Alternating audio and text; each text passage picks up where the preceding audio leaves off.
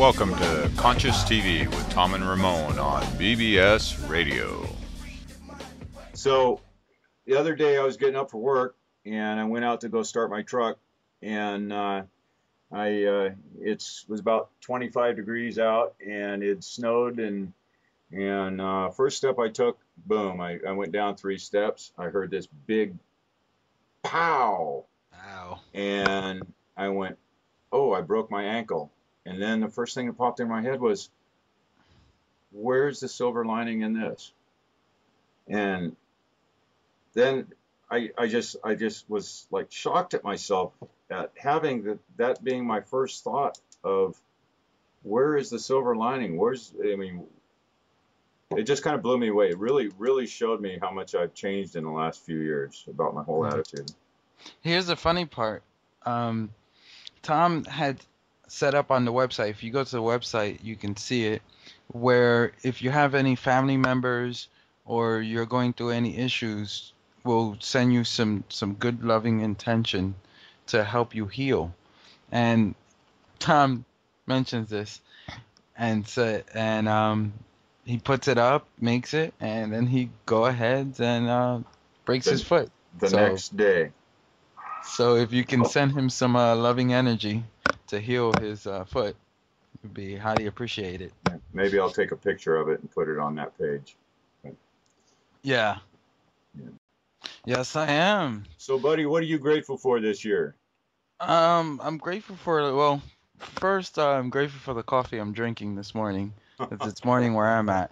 But seriously, I'm grateful for the chance to come to Japan. I'm grateful to my wife, and I'm grateful to Brooks Agnews, who helped us put the show together, and I'm grateful to you and everybody out there who helped us get the show together and listening.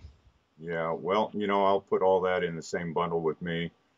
I'm also grateful for the opportunity to be here at this time in history and do what I can do towards making a successful future for mankind on this planet, win or lose. The experience of just witnessing and participating during this time of great change is absolutely an amazing and a momentous event. I can't think of any other period in history that I'd rather be alive. So who do we got with us tonight, Ramon? Today we had Scott Stevens, and I want to thank him a lot for being able to do the show. But before I introduce him, I just want to make sure to let you know that me and Tom actually have other jobs, and if you can, please donate. You can go right to our website at www.conscious-tv.com. So Scott Stevens is an award-winning television weatherman who a decade ago began investigating the claims of Lieutenant Colonel Tom Bearden that North America was being subjected to full-time weather modification. During the course of that personal investigation, he was the first to discover the primary reason for the now global chemtrail phenomena. During Scott's 2 decades television career, he worked in Topeka, Kansas, Omaha, Nebraska, Tulsa, Oklahoma, Albany, New York, and Pocatello, Idaho. Let's introduce Scott Stevens. Scott, are you with us? I am. So how are we doing tonight, Scott? And I'm grateful to be here. Great. So this weather wars thing, this chemtrail phenomena is pretty wild. I never used to see those the contrails behind the planes hang around like they do nowadays. What's up with those things? Well, you know what? Before I recognized what was going on, I uttered those same words. I never used to recognize this. Doesn't mean they weren't there. And as I have, kind of delved into this quote unquote conspiracy theory, you come across a lot of different data points, and I wasn't kind of a believer in the chemtrail phenomenon until the spring of 2005, even though I was aware of the term chemtrail for probably 7 years ahead of that. And I thought, well, with my unique background, my meteorology education, and years of watching the weather and forecasting, I should be able to get to the bottom of this particular story. And so I just kind of began an open-minded research, and I was already kind of on a spiritual awakening at the time, so that allowed me to step out of a box that I had been in. And, it's funny when you step out of a box, you're just standing there in awe and wonder of things that are there that you simply didn't believe in, and so they didn't exist. And so that was, the chemtrails became, one of those things that I'm like, holy cow, I see it. I see it. And then it took a while to figure out, what the whole gig was about, because for several years it was all of the material I had read on the web was that it was a poisoning thing for us. And I just like, I'm sorry, do you want to kill human beings? There are much better ways to do it rather than with, commercial-like aircraft, flying curious patterns in the sky. It just didn't seem right to me. And so I couldn't get on that chemtrail conspiracy until I had actually kind of discovered a motive, and that took some time. So, I have a lot of problems with a motive myself. I still just can't understand how somebody can, excuse the term, but pee in their own post-toasties. You know what I mean? I mean, they're destroying their own world too. Exactly. So the question is, are they really destroying it with this action? And I suppose that would be a matter of debate, and maybe even at times intense debate. But from where I see this now, a dozen years into this investigation, they know what they're doing. They know the environmental thresholds, and they're trying, because their kids have to live with this. They have to breathe the air, whoever they is. But they're aware exactly of what they're doing. But in their mind, the perceived benefits of these actions outweigh the environmental degradation that is resulting from it. So there's two thoughts that we can deal with this. But there's an end game in this. And it's much like running a car up to a cliff, and they know they can stop in time without causing irreparable damage. Or there is that cliff still there, but they don't care whether they go off the edge or not. There's something else there that will then sustain them or take them over the gulf of the divide. So I think they're wrestling with one of those two issues, and that cliff has to be a 2012 event.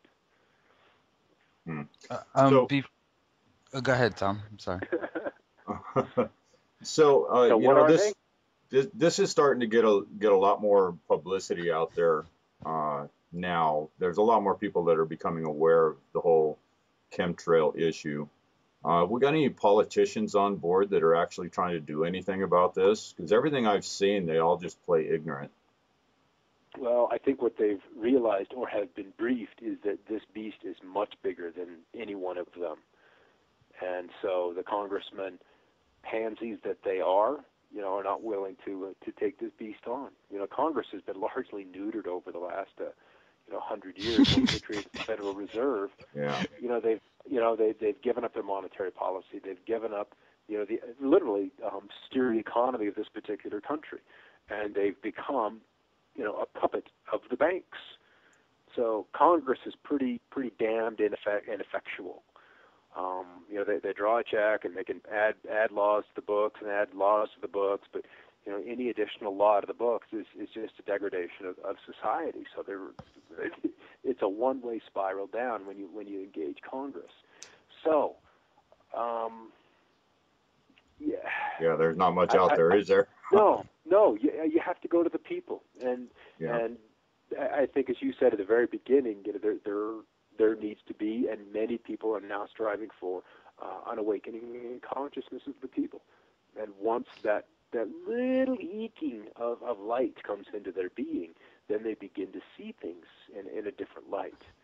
It's a subtle energy. It comes in slowly, but at some point, there's enough light in the room that you begin to make out your living quarters. And it is not a Garden of Eden, but it is a courtyard with a fence around it, and maybe even barbed wire on the top if you so desire. Yeah. So I'm seeing all these things that happening right now, like the chemtrails, the TSA crap going on right now, the oil spill in the Gulf, all of those things I see as kind of, if there is this elitist group out there trying to push all the buttons and steer the world, all these things that they're doing out there are actually having a counteractive effect for them. Because they're actually waking people up with all this stuff. And I think they're aware of that. And I think that they walk a very, very fine line in revealing too much of what they're doing and how they're doing it. The other aspect is that humanity is changing. Absolutely. In the last 4 generations, humanity, and almost it seems like the souls inhabiting the human body are braver. There's a little more courage in them. There is, a certainty, so we kind of have to see that, that there is the restrictive aspect of what they're doing to us, and whether the chemtrails are screening out an aspect of divine light that's coming in from the sun or from the galactic core, or it is to subtly introduce pollution or / poison into our bodies, or it's weather modification, which is what I think probably 98% of them are up there for. Is dealing with ongoing, weather modification, geoengineering, something that, the Sierra Club would be seriously flipped out about if anything was going on. But yet you have the Sierra Club and all these environmental groups, Environmental Defense Fund, that will not touch the chemtrail story either. Right. So it's like that environmental movement has also been corrupted. So I withdrew from all of them, and I think it was like 2006, 2007, because I was kind of a bit of an ardent supporter of those environmental movements. But if they can't see or investigate what's going on in the sky, then I'm not sending them my money. They're just not worth it. They're not worth it. I would like to for a couple of minutes, give us some of the evidence for those listeners out there who are probably sitting there saying, "Oh, this is BS," or "He doesn't know what he's talking about."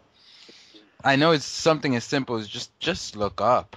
You don't need to be a scientist but give us, what's the difference between a contrail and a chemtrail? The chemical composition. It's very simple.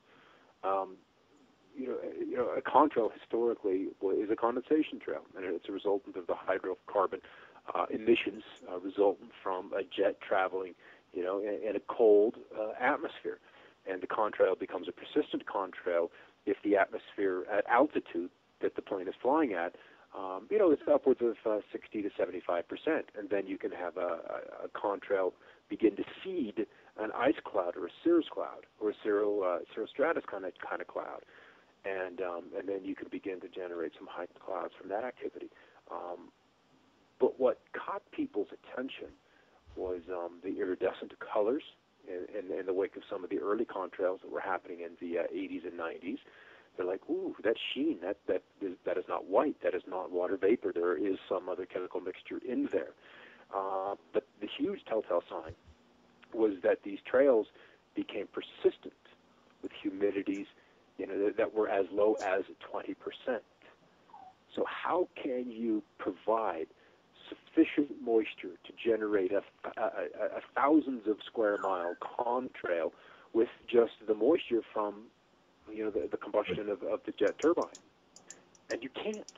No. You can't. There has to be something else there, some other seed, something that changes the polarity, the positive negative charge of those particles that are there. And as they become profoundly positively charged, then you begin to draw in the water molecule, and then the water molecule becomes attached to the seeds that are up there, the nanoparticles, and then you begin to